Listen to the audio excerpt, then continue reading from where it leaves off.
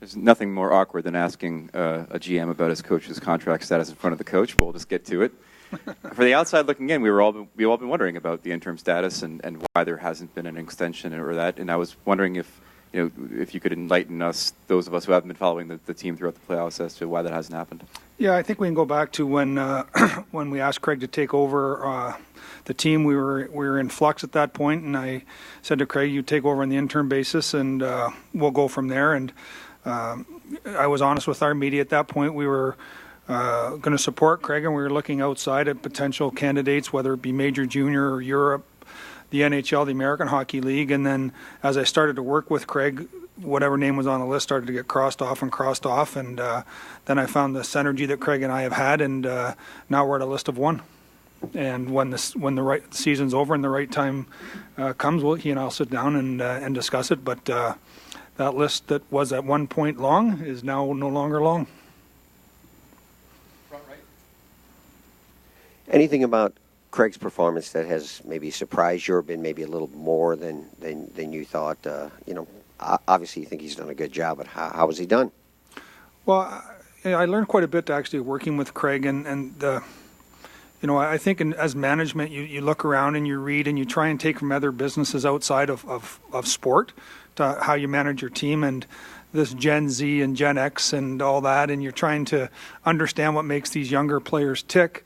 And in reality, what I learned from Craig is they're hockey players. They want to be coached. They want to be treated honestly, respectfully, and held accountable. And so we were trying to create something. My vision was we were always trying to create something that really wasn't necessary. These are hockey players, and whether it was the 80s or the 90s or today, they just want to be coached. They want to be told what to do, held accountable, and consequences for the betterment of the team. And I think that's what Craig's done a great job. And one of the other things too is that he's a very personable man, but he doesn't waste his words. And I think that's the players really respect that. And one of the things I picked up actually going a little bit deeper in the playoffs this year is as a manager, you're not in the room.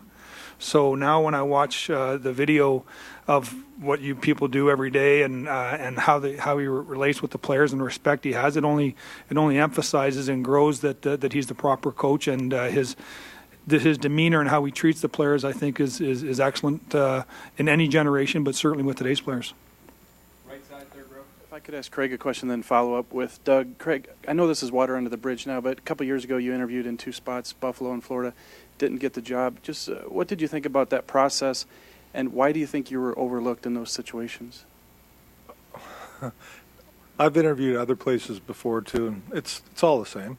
You go there, you interview, you give your philosophies, your thoughts about how you would handle a team, how you want to coach your team, and it depends on the team too. But hey, as a general manager or organization, they're gonna choose what they want to choose. Maybe they didn't like what they heard from me, or maybe they didn't like my approach. Who knows what it was? But in the end, it's the same as I handle players and stuff. I'm honest, and I tell the GM or whoever I'm doing the interview with, I just give them honesty of how I would run things.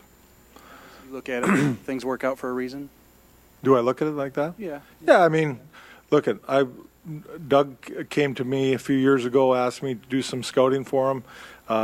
He was the general manager of the World Cup team plus his own club, and I loved it. I was very happy that he gave me that opportunity. I was just released from Philadelphia as the head coach, so I was, not doing anything, and we became friends, and it's really worked out. I coached his minor league team in Chicago and just kept coming up and moving up the ladder so far. But Doug and I have had a good relationship. He's been great to me and given me an opportunity. And Doug, you're obviously glad that it worked out this way, but just from a GM perspective, when you go to hire a coach, just what are you looking for? Why do you think a guy like Craig, who's had so much success this year, and even in the American Hockey League, was looked over? I think what you're looking for, it's a little bit, it changes. I think, the more mature or the greater number of years I have changes my outlook on what I'm looking for, people I want to work with.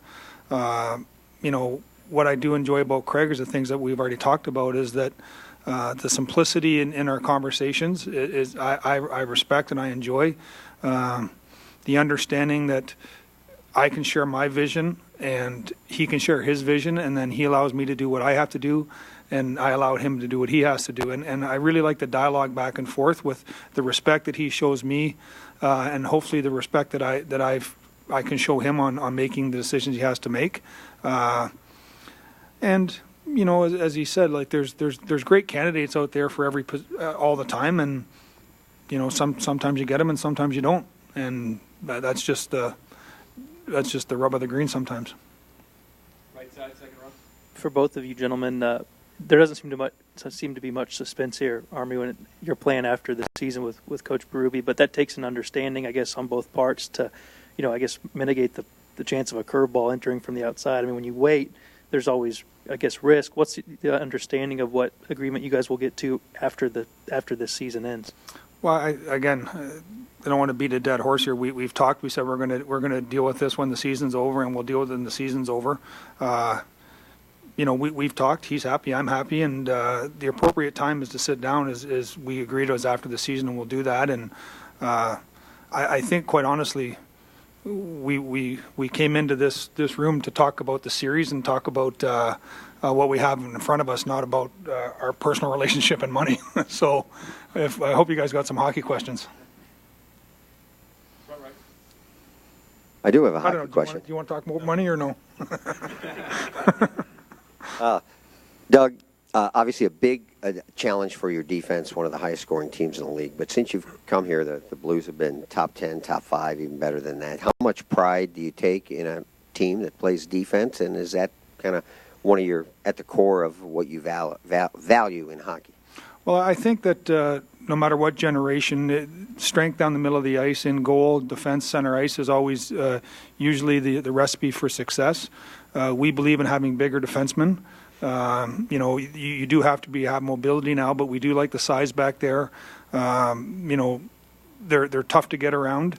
So we believe in the defense, and you know, over the last, you know, I've been managing 9 years. The first year we missed the playoffs. Over the last 8 years, we've averaged 99 points. We've been a solid team. We haven't got to the promised land of winning a championship, but our point totals in the top 2 or 3 in the NHL. We've played a lot of playoff rounds. You know, I was tutored under Bob Gainey that you never know when it's going to be your opportunity to win, but if you don't make the playoffs, you don't have a chance to win. We saw that last year. We had 94 points and we missed. Now we're back in and we have a chance, and we'll see where it goes from here. But I do believe that defense you have to have good defensemen. I think the game has changed probably from when Craig played and when I started. You would probably have 4 solid defenders, maybe 5 and 1 puck mover. Now you're probably more at 3 and 3, or maybe even 4 and 2, with the emphasis being on the skating and the puck movers. But there's something you can't teach in that size. Last question, third row. Question for Doug about Jordan Binnington. If we go back 2 years ago, you sent him to the American Hockey League, but to Providence on a loan. Are you the first one to be impressed with what he's doing now with your team 2 years later? That was all part of the master plan. No. 2 years ago we didn't have an American League affiliate. We were in transition, so we had the opportunity to put one goaltender in Chicago, and we choose Husso, and Binner went to Providence, played very well there, but understanding that Providence had with the Boston Bruins, and they wanted to develop their own players, and Binnington's numbers were good there. He came back here, and we haven't hid the fact that we didn't know what we had. He came into training camp as our 4th goalie. We had Husso as the player that we thought was ready to push. Binnington went to the American Hockey League. Husso got injured early. Binnington his numbers were good enough where we didn't have to go outside the organization when we thought we needed a change. He came up here, got his feet wet. I thought Craig brought him along very well, not thrusting him in right away, giving him some opportunity to practice, get up to the NHL speed, put him in Philly as a starter, and we haven't looked back. But it would be disingenuous to say that this was anywhere part of the plan. This is the Jordan Binnington story in the sense that he's made the best of the opportunity. I was talking with David Perron, and Perron was telling me about in the month of December he had a pretty honest and tough conversation with you. He was able to speak up his mind, and were you impressed with maybe the character of Perron at that time of the year? Yeah, definitely. I think there was a situation where I made him a healthy scratch at the time, and for different reasons. But I like the fact that he, came up to me and had a real good conversation with me about how I thought I was making a mistake, and we talked about a lot of things. He's been a real good player for us since that time. Put him back in the next game, and he's been went on a tear for 16 games with a point. Then he got injured, unfortunately. But, he's obviously bounced back and been a real good player for us since then and in the playoffs. So sometimes those are the things that you got to go through to get to the next level. I guess I look at it, and at that point in time, I felt it was necessary to do what I had to do. And to David's character, he didn't, want to be traded or, his game got better. He came back and showed us what he was really capable of. Thanks, guys. Thank you.